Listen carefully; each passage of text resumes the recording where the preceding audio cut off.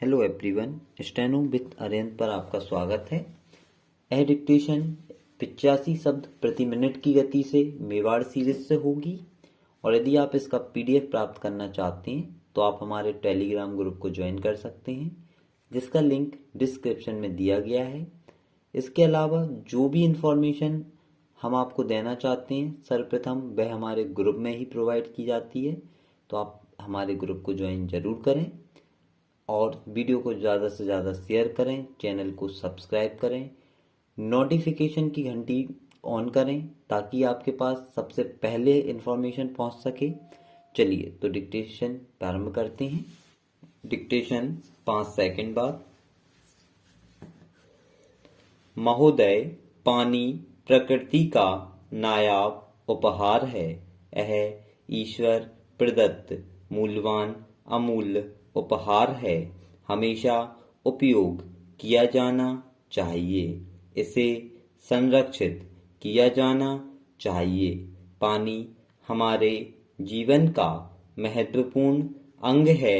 यह एक ऐसा श्रेष्ठकर जीवन तत्व है जिसकी मनुष्य ने बहुजन हिताय बहुजन सुखाय मानकर आराधना की है।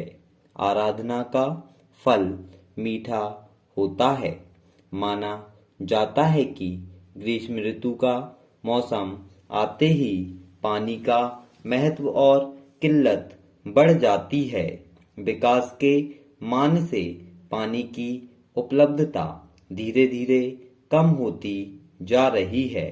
यह हमारे लिए गंभीर चिंता का विषय है। हमारे देश के भीतर ही नहीं, सारे विश्व के अंदर पानी की उपलब्धता कम होती जा रही है। पानी की बढ़ती हुई मांग, भूजल संवर्धन का अभाव और संसाधनों की कमी ने अनेक राष्ट्रों में पानी के संकट को ज्यादा गंभीर बना दिया है। संयुक्त राष्ट्र संघ ने पानी के बढ़ते संकट को देखते हुए 22 मार्च को विश्व में जल दिवस के रूप में मान्य किया है। विश्व बैंक की ताजा रिपोर्ट के अनुसार विश्व की 40% से ज्यादा जनसंख्या पानी के संकट का दुख भोग रही है और यह संकट विश्व के 80 से भी ज्यादा देशों के अंदर बरकरार है। विश्व की जनसंख्या वृद्धि दर और पानी की सीमित उपलब्धि के आधार पर तैयार कराई गई विश्व बैंक की रपट में कहा गया है कि मनुष्य की पानी की मांग प्रतिवर्ष 2.5% की दर से बढ़ रही है और इस वृद्धि के चलते हर 21 वर्षों में यह दुगनी हो जाती है। विश्व बैंक की रिपोर्ट में पानी के दुरुपयोग के प्रति सावधान किया गया है। यह भी माना जा रहा है कि पानी की आपूर्ति की समस्या अगली सदी में विश्व युद्ध का कारण बन सकती है। विश्व बैंक के पर्यावरण विशेषज्ञों का कहना है कि जहां पर पानी की पर्याप्तता संतोषप्रद है और नियमित जल संकट घटने की संभावना नहीं है, वहां पर वितरण और उपयोग की सुदृढ़ व्यवस्था करना बहुत जरूरी हो जाएगा। ऐसा प्रतीत होता है कि आने वाले समय में पानी का संकट और अधिक बढ़ जाएगा। वर्तमान स्थिति का यथोचित तरीके से उपाय और उपचार नहीं किया तो युद्ध की चिंगारी को भड़कते देर नहीं लगने वाली है। भारत में पानी की आपूर्ति की समस्या निरंतर विकराल हो रही है। अनेक राज्य पानी के बंटवारे के लिए एक दूसरे के खिलाफ हो रहे हैं, चाहे वह कृष्णा कावेरी का मामला हो या फिर नर्मदा बांध का विवाद या फिर पंजाब चंडीगढ़ के वाद विवाद। पीछे का रहस्य पानी नहीं है क्या महोदय?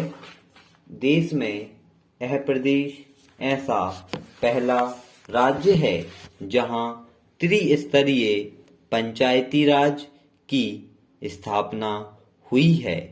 वह बहुत ही बुद्धिमानी के साथ तैयार की गई है, जिसमें सत्ता के विकेंद्रीकरण के लिए समुचित कदम नहीं उठाए गए हैं।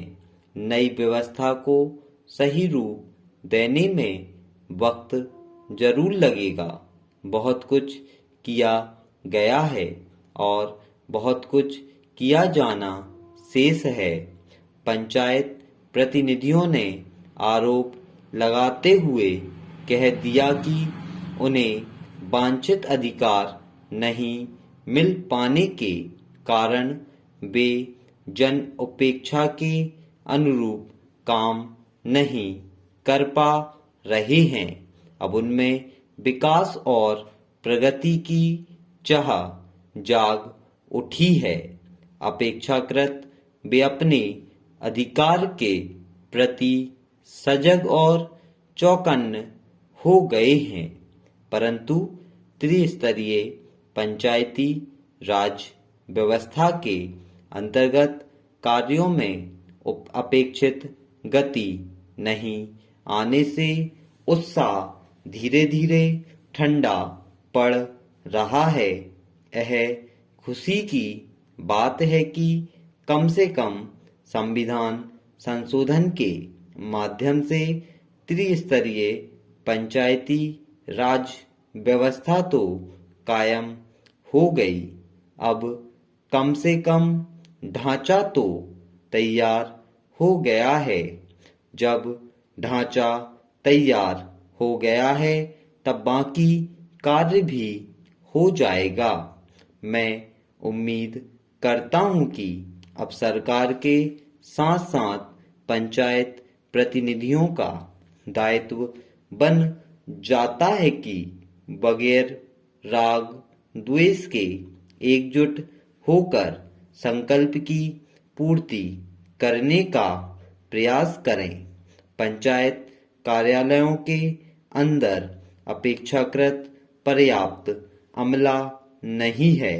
अमले के अभाव में कार्य को सुचारू रूप से संपादित करने में बहुत परेशानियों का सामना करना पड़ रहा है। अभी तक वित्तीय प्रशासनिक दायित्व नहीं सौंपे गए हैं। यथाशीघ्र अपेक्षित वित्तीय प्रशासनिक अधिकार संबंधी निर्देश जारी किया जाना चाहिए।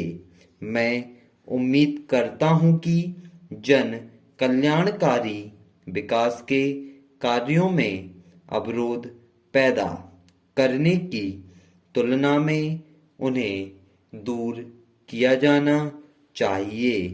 मैं निवेदन करना चाहता हूं कि गांवों की प्रगति के बिना देश या प्रदेश की प्रगति के संबंध में ऊंची ऊंची गांवों की बातें सरासर बेईमानी होगी।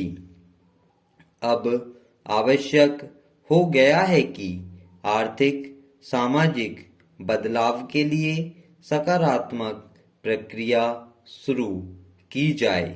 मैं उम्मीद करता हूं कि इस प्रकार से हमारा प्रदेश हमारे देश का एक आदर्श राज्य बन सकता है।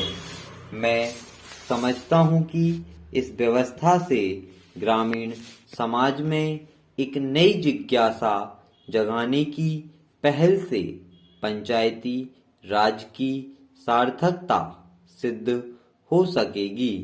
इन अधिकारों से कर्तव्य बोध का होना भी उतना ही जरूरी है, अन्यथा राज सत्ता कभी जनसत्ता में परिवर्तित नहीं हो पाएगी। पंचायती राज के सपने को साकार बनाने के इस मुद्दे पर किसी को राजनीतिक तरीके से प्रपंच नहीं करने दिया जाना चाहिए। स्टॉप।